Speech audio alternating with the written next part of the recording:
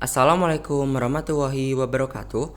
Perkenalkan, nama saya Maulana Malik Ibrahim, NIM 2023 1016 031 1002 dari kelas AIK 4. Pada kesempatan kali ini, saya akan menjelaskan tentang tokoh ilmuwan muslim pada abad pertengahan, yaitu Al-Ghazali. Latar belakang dan kehidupan awal Al-Ghazali. Abu Hamid Muhammad ibn Muhammad Al-Ghazali lahir pada tahun 1058 Masehi di Tus, sebuah kota di wilayah Khorasan atau sekarang dikenal dengan Iran. Ia berasal dari keluarga sederhana dan ayahnya dikenal sebagai seorang yang taat beragama. Sebelum wafat, ayahnya menitipkan Al-Ghazali dan saudaranya Ahmad kepada seorang ulama sufi agar mereka mendapatkan pendidikan agama yang baik. Sejak kecil, Al-Ghazali menunjukkan kecerdasan luar biasa. Ia belajar di sekolah-sekolah madrasah di Tus dan kemudian melanjutkan studinya di Nisapur, salah satu pusat ilmu pengetahuan di dunia Islam saat itu.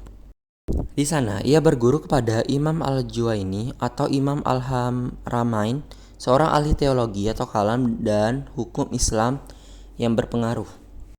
Setelah wafatnya Al-Juwaini, Al-Ghazali diundang ke istana Seljuk di Baghdad oleh Wazir Nizam al-Mulk pada usia 34 tahun. Ia diangkat sebagai profesor di Madrasah Nizamiyah, salah satu institusi pendidikan paling bergengsi di dunia Islam. Selanjutnya, krisis spiritual dan perjalanan sufi.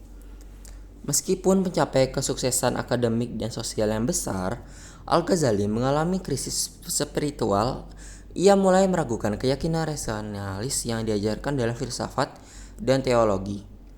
Pada tahun 1905 Masehi, di puncak karirnya, ia meninggalkan posisinya di Baghdad, mengaku sakit dan memulai perjalanan panjang mencari kebenaran spiritual. Ia mengembara ke berbagai tempat seperti Damaskus, Makkah, Yerusalem, menghabiskan waktu dengan para sufi, beribadah dan merenungkan makna kehidupan.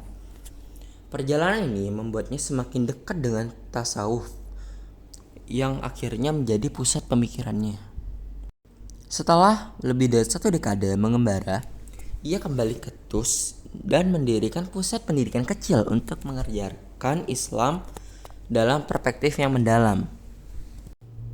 Selanjutnya, karya-karya besar dan kontribusi dalam ilmu pengetahuan. Al-Ghazali adalah salah satu pemikir muslim yang paling produktif dan berpengaruh dalam sejarah Islam. Ia menulis berbagai karya yang mencakup teknologi, filsafat, hukum Islam, tasawuf, dan etika. Yang pertama, kritik terhadap filsafat. Dalam karyanya Tahafut al-Falasifah, Al-Ghazali mengkritik pemikiran filsafat Yunani yang baru dipopulerkan oleh Al-Farabi dan Ibnu Sina. Ia berpendapat bahwa beberapa aspek filsafat bertentangan dengan ajaran Islam, terutama dalam hal metafisika dan konsep Tuhan. Namun, Al-Ghazali tidak menolak filsafat secara keseluruhan. Dalam karyanya Maqasid al-Falsafah, ia menjelaskan konsep-konsep filsafat secara objektif, membuktikan bahwa ia memahami filsafat sebelum mengkritiknya. Selanjutnya, pengembangan ilmu tasawuf. Setelah mengalami krisis spiritual, Al-Ghazali semakin mendalami tasawuf. Karyanya yang paling terkenal, Ihya Ulum al-Din, merupakan ensiklopedia besar tentang etika Islam, ibadah, dan spiritualitas. Dalam buku ini, ia menjelaskan bagaimana Islam bukan hanya tentang hukum, tetapi juga tentang penyucian jiwa dan hubungan batin dengan Tuhan. Ia menyelaraskan tasawuf dengan syariat, menjadikan bagian integral dari kehidupan seorang muslim. Selanjutnya, reformasi hukum Islam dan teologi. Al-Ghazali juga berkontribusi dalam ilmu fikih.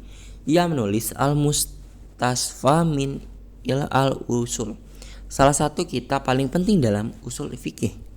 Ia menekankan keseimbangan antara nalar dan wahyu dalam memahami hukum Islam. Dalam teologi, ia memperkuat pemikiran Asy'ariyah yang berusaha menengahi antara pemikiran rasional Mu'tazilah dan pandangan tekstualitas Hanbali.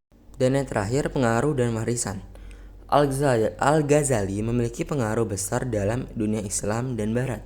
Pemikirannya diterjemahkan ke dalam bahasa Latin dan mempengaruhi filsafat abad pertengahan di Eropa, termasuk pemikiran seperti Thomas Aquinas. Di dunia Islam, pemikiran menjadi dasar bagi perkembangan ilmu tasawuf dan teknologi Islam selama berabad-abad. Ia dihormati oleh berbagai kalangan dan dari ahli fikih hingga sufi.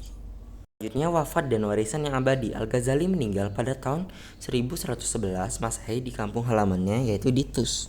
Ia dikenal sebagai Hujatul Islam karena perannya dalam membela dan memperbarui ajaran Islam.